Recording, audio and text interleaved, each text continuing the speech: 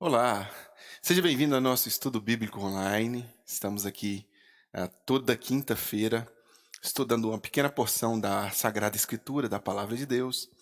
E a Igreja do Coração tem o interesse de que você, ao acessar as redes sociais, possa desfrutar de porções da Escritura Sagrada. Nós, todas as quintas-feiras, 20 horas, estudamos juntos aqui, tentamos extrair juntos aqui alguns princípios e algum conhecimento bíblico para aplicação prática no nosso dia a dia. Estamos caminhando nessa série em cima de Atos dos Apóstolos. Atos dos Apóstolos é o livro histórico do Novo Testamento.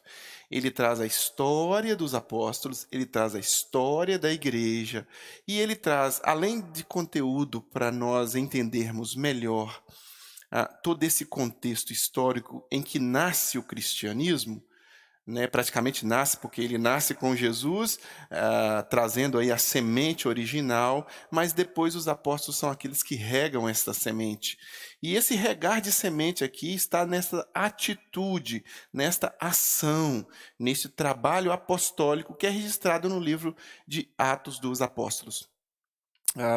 Nós temos não só contexto histórico que nos ensina muito, mas nós temos também princípios doutrinários, éticos, morais, aplicáveis a nós cristãos do século XXI. Você vê que os princípios que Deus estabeleceu no primeiro século podem e devem ser experienciados no século XXI. 20 séculos depois, nós ainda podemos extrair profundo ensinamento para as nossas vidas. Isso comprova que a palavra de Deus jamais passa. Ela é atemporal, ela é acultural, ela consegue trazer ensinamentos para qualquer cultura, para qualquer pessoa e para qualquer um, desde que esta pessoa esteja disposta a se doar à compreensão do texto e à submissão ao que Deus tem a falar para ela. Experimente, vai valer a pena. Nós estamos caminhando aqui, já estamos chegando no finalzinho de Atos dos Apóstolos, né?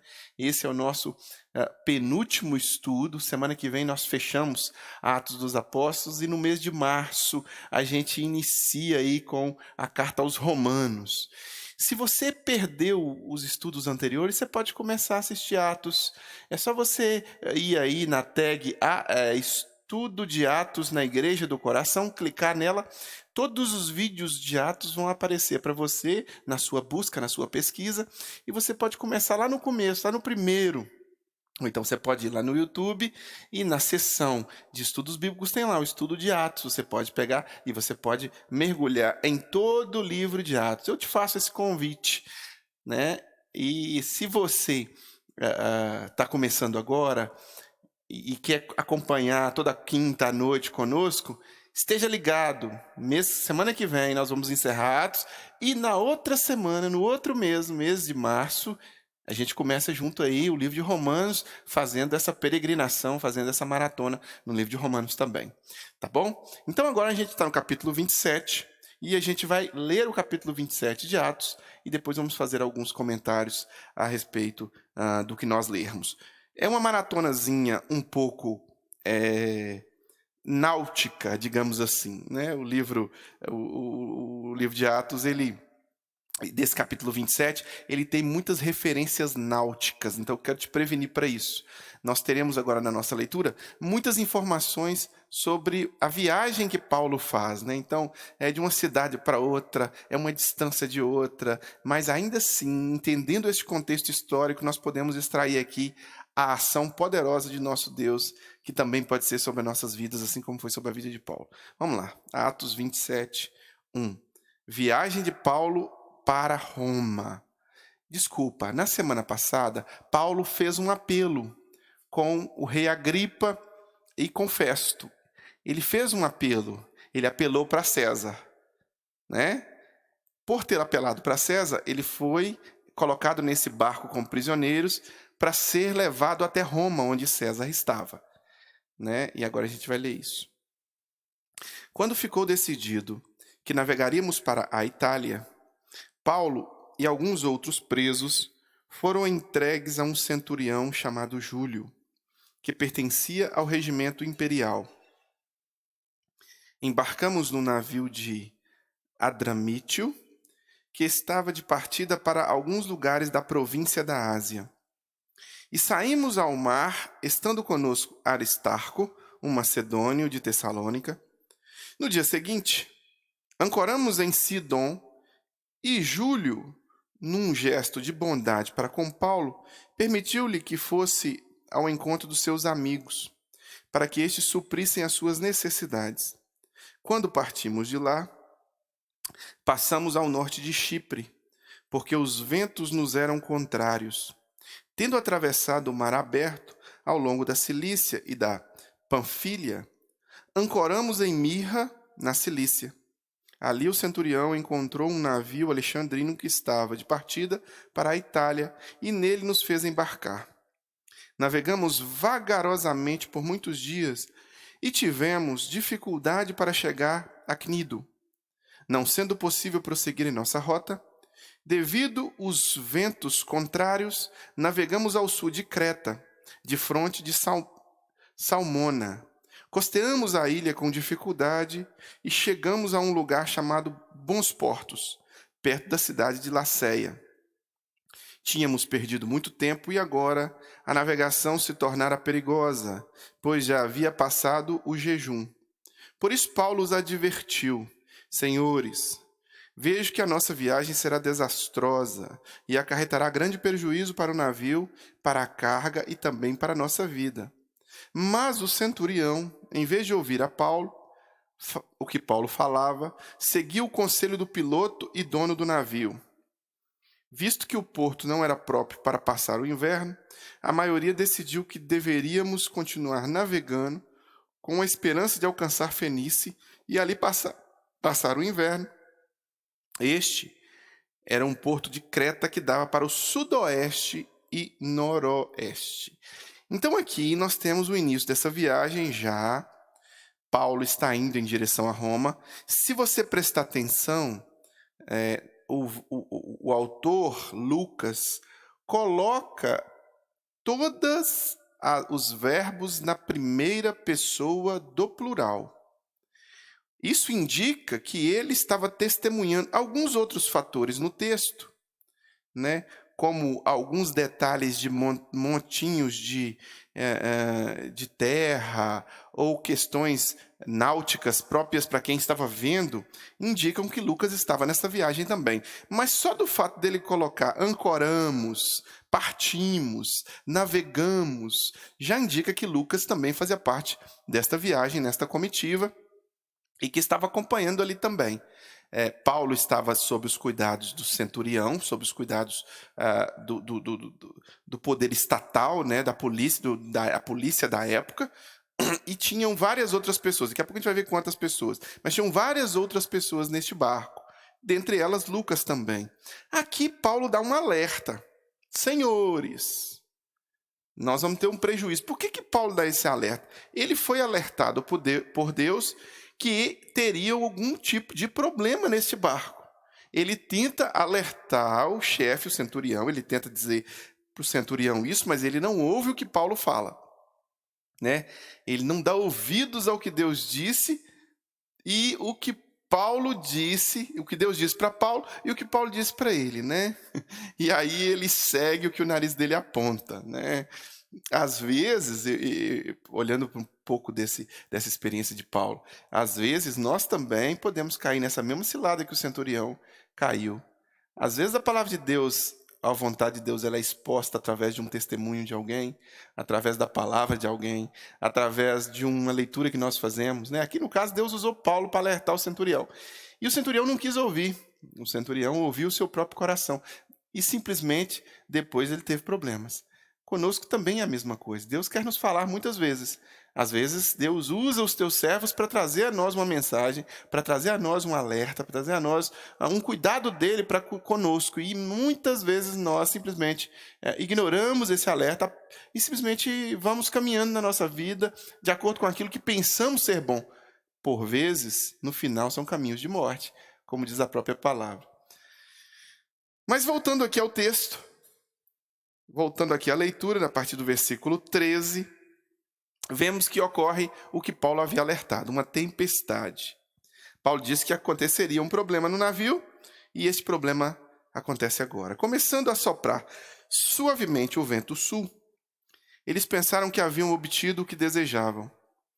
Por isso levantaram âncoras e foram navegando ao longo da costa de Creta. Pouco tempo depois, desencadeou-se da ilha um vento muito forte, chamado noroeste.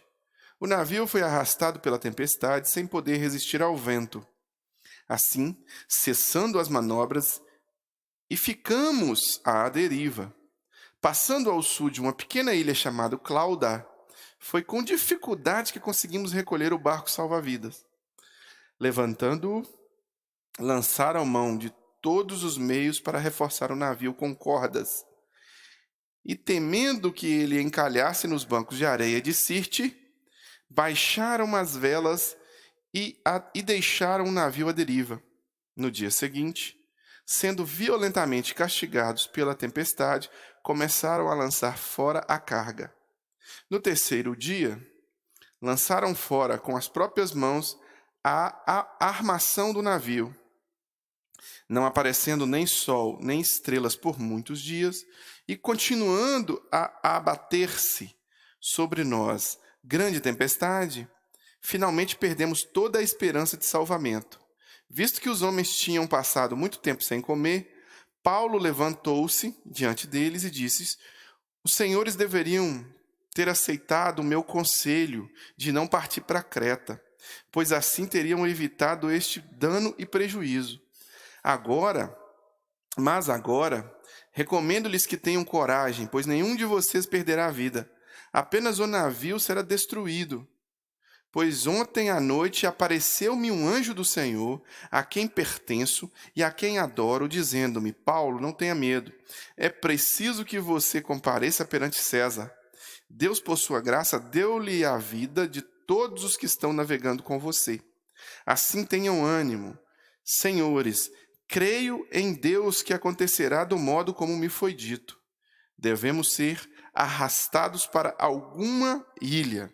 Olha para você ver o que acontece aqui durante a tempestade. Paulo, mesmo sendo prisioneiro, ele se coloca ali como um porta-voz de Deus, ali como um líder. Né? A gente tem ali uma multidão de pessoas nesse navio. Paulo está sendo transportado como prisioneiro e ele se coloca de pé e ele lidera aquelas pessoas, trazendo aquelas pessoas uma palavra de paz, uma palavra de tranquilidade em meio àquela tempestade e trazendo àquelas pessoas uma informação importantíssima. Ele era um representante de Deus. Ele estava representando Deus. Ele, Paulo, havia tido Paulo, ele havia tido um encontro com um anjo que viera antes dele. E aí, Paulo pôde possibilitar para aquelas pessoas que estavam ali uma espécie de consolo e conforto vindo da parte do Espírito de Deus. Deus falou diretamente a Paulo, antes alertando o centurião. Depois Deus fala diretamente a Paulo, orientando Paulo, mostrando para Paulo que Paulo precisaria necessariamente estar trazendo àquelas pessoas uma palavra de paz, uma palavra de consolo, porque Deus tinha um propósito de levar Paulo até Roma.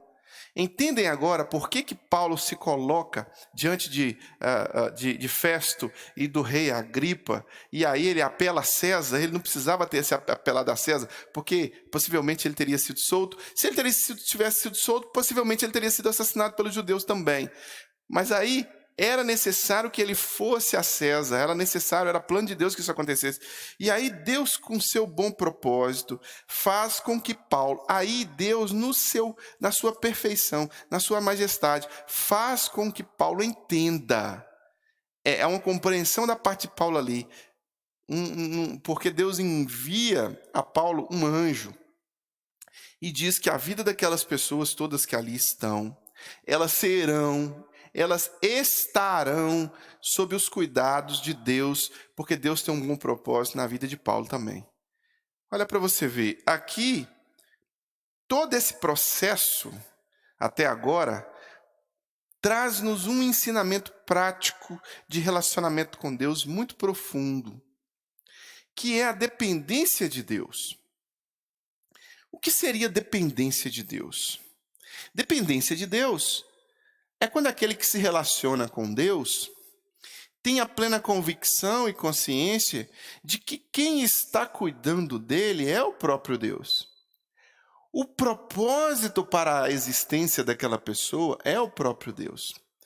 Paulo, ele se desloca em direção a Roma com a ideia de que iria apelar para César.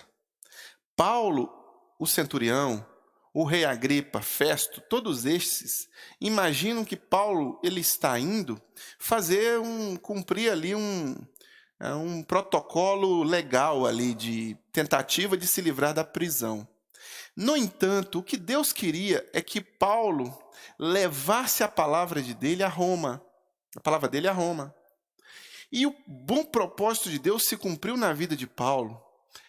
Paulo, enquanto preso, depois, ele escreve, ele escreve aos irmãos de Roma, dizendo assim: todas as coisas cooperam para o bem daqueles que amam a Deus e que são chamados segundo o seu propósito. E mais tarde ele escreve: não vos conformeis com este mundo, mas transformai-vos pela renovação do vosso entendimento.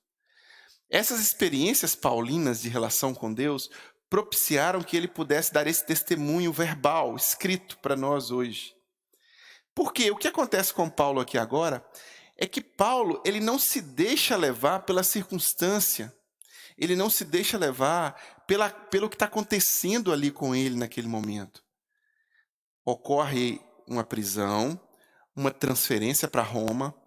Nessa transferência, via navio, ocorre uma tempestade terrível e Paulo se coloca ali como alguém que tem sobriedade, que tem confiança, que tem amor a Deus, que está sob a proteção de Deus e que depende de Deus, dependência de Deus. O anjo disse claramente para Paulo que nada iria acontecer. O que Paulo faz? Ele dá esse recado para todo mundo que estava naquele navio. Os navios carregavam quase 300 pessoas e Paulo se levanta no meio dessa multidão ali, mesmo sendo prisioneiro, e traz um recado de Deus. Não vai acontecer nada, porque o Senhor vai cuidar, porque o Senhor me disse, porque o Senhor garantiu. E essa dependência de Deus de Paulo levava Paulo a ter um relacionamento profundo com Deus, a ponto de entender que mesmo no meio de uma tempestade, se o bom propósito de Deus for que não vai acontecer nada com ele, não vai acontecer nada com ele. Assim é conosco. Meus irmãos, a gente passou no ano passado, e a gente ainda tem os resquícios disso esse ano, de uma grande tempestade. Não se sabe ao certo se essa tempestade ela é só uma tempestade biológica. Mas nós temos uma grande tempestade midiática, por exemplo. A mídia foi muito usada para tocar o terror, o pavor, o pânico. E os políticos todos no mundo inteiro usaram a pandemia de uma certa forma para fazer politicagem barata, para roubar, para acumular bens. E muitas pessoas se desesperaram, muitas pessoas ainda se desesperam. No entanto, o bom propósito do Senhor está conosco no meio das nossas tempestades, sejam elas quais forem. E quando nós olhamos para esse episódio na vida de Paulo, para esse sofrimento que Paulo estava passando, para essa dificuldade que Paulo estava passando, nós devemos também aplicar em nossas vidas esta dependência, esta confiança que Deus está cuidando de nós, de que todas as coisas cooperam. Nós não podemos nos deixar abalar com as tempestades da vida.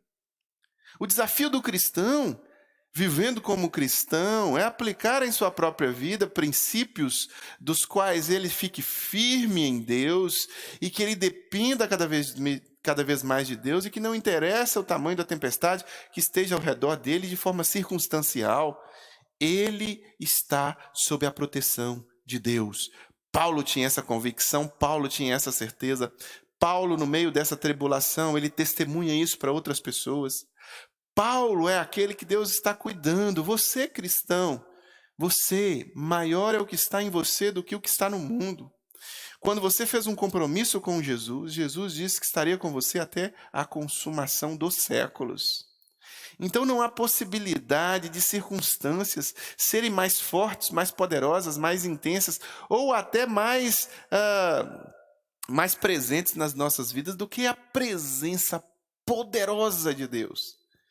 Deus Todo-Poderoso, Criador dos céus e da terra, este Deus poderoso está com você para cuidar de você quando você estiver em meio a circunstâncias aflitivas, em meio a pessoas se levantando contra você, em meio a qualquer tipo de tempestade ocorrendo na sua família, em meio de dificuldades como esta pandemia foi e continua sendo, em meio a tribulações de injúrias, de calúnias, de situações complexas, de perseguições, de aflições terríveis e tribulações que levam você às vezes a sentir muita dor na sua alma, muito sofrimento, em uma intensidade de sofrimento, mas Deus está com você.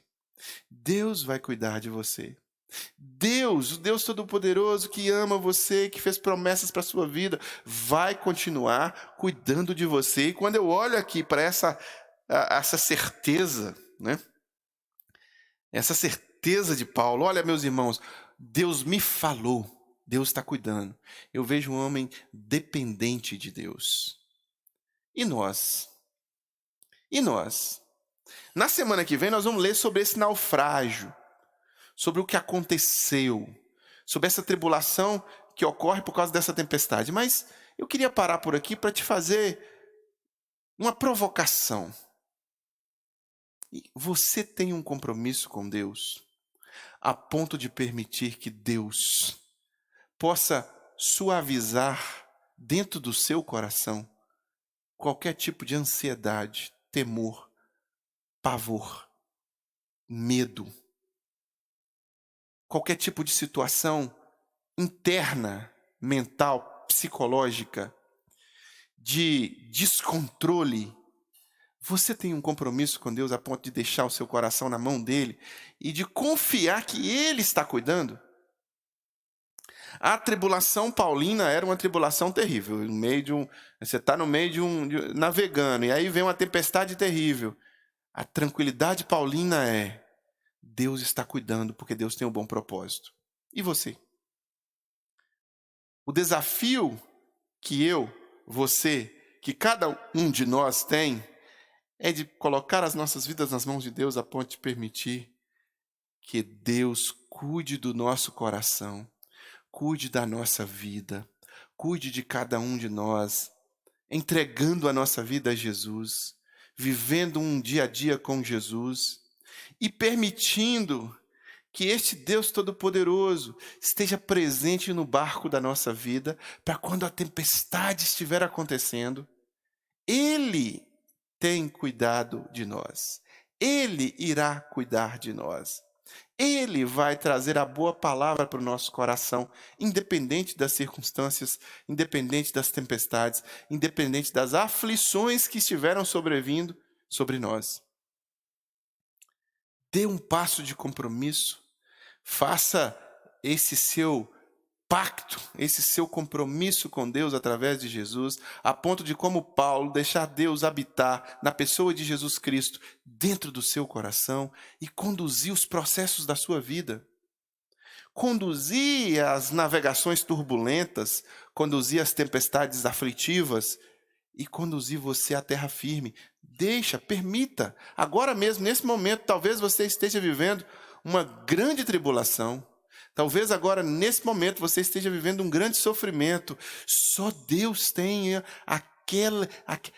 aquele bálsamo para o seu coração. Jesus, certa vez, disse: Vinde a mim, todos vós que estáis cansados e sobrecarregados, e eu vos aliviarei.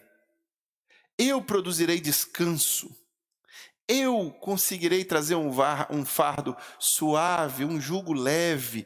Esse peso que você carrega, ele pode ser aliviado aos pés de Jesus, com a presença de Jesus. Então entregue-se a Jesus. E você que já se entregou a Jesus, aprofunde-se no relacionamento e na dependência dele.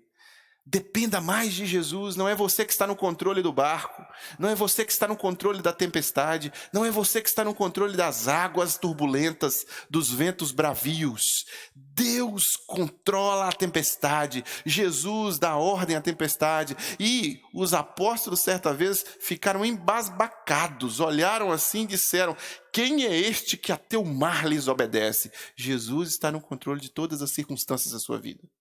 Confie nele. Acredite nele, entregue-se a ele, permita que ele faça aquilo que você não consegue fazer, controlar todas as coisas. Abra mão do controle e permita que ele cuide de você, e permita que ele trabalhe no seu coração, e permita-se dormir, descansar no Senhor. Descanse nele, deixe que ele cuide de todas as coisas, porque ele ama você, ele quer cuidar de você. E ele quer, mesmo em meio às tempestades, produzir paz em seu coração, como produziu paz no coração de Paulo. Você pode me dizer: pastor, é muito difícil isso. A gente vai orar agora. E nessa oração, eu e você juntos, vamos fazer um compromisso de permitir que esta mesma ação divina na vida de Paulo aconteça na sua vida. Essa tranquilidade de Deus trazer sobre você, através do poder do Espírito dele, a tranquilidade da confiança e da dependência nele. Faça esse compromisso agora. Comprometa-se, entregue-se e permita que ele faça todas as coisas. Vamos orar juntos agora, mas antes dessa oração, selando esse pacto de compromisso que nós vamos fazer de dependermos de Deus, eu quero te encorajar a continuar firme nos nossos estudos bíblicos. Eu cometi um pequeno deslize e disse que nós encerraríamos na semana que vem, mas não será na semana que vem, eu me confundi. Nós vamos encerrar daqui 2 semanas. Né? São 2 quintas-feiras ainda que temos para encerrar o mês de fevereiro e para encerrar o nosso estudo bíblico. Mas continue firme em todas as quintas-feiras.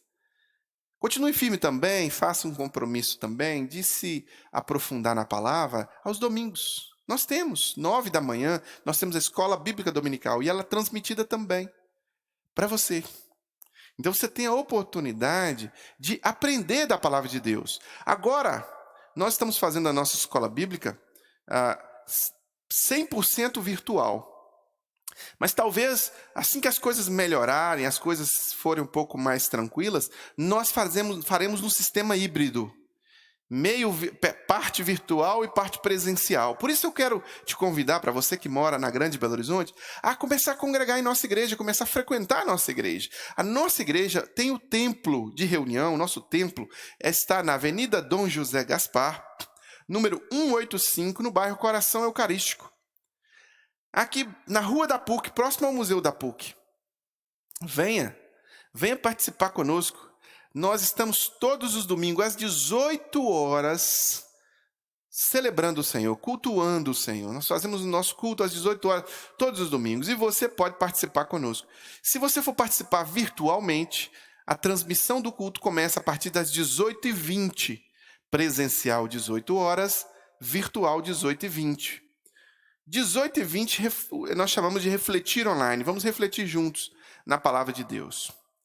Se você tem aí o desejo no seu coração de contribuir com esta obra, você pode fazer isso financeiramente. Pode. Olha, pastor, eu quero dar o meu dízimo, quero dar a minha oferta, quero contribuir com a Igreja do Coração, estou sendo abençoado e quero abençoar a igreja para a igreja abençoar outras pessoas também, prosperar no seu espaço aí, né? Conseguir pagar o aluguel, conseguir pagar todas as despesas que a igreja tem e prosperar mais ainda financeiramente para a gente poder alcançar, comprar material evangelístico, conseguir fazer bons cursos de boa qualidade e produzir esses cursos inteiramente grátis na internet também para você. Você quer contribuir? Contribua, está aí ó, na sua tela a forma de contribuição. Você pode entregar o seu dízimo, sua oferta.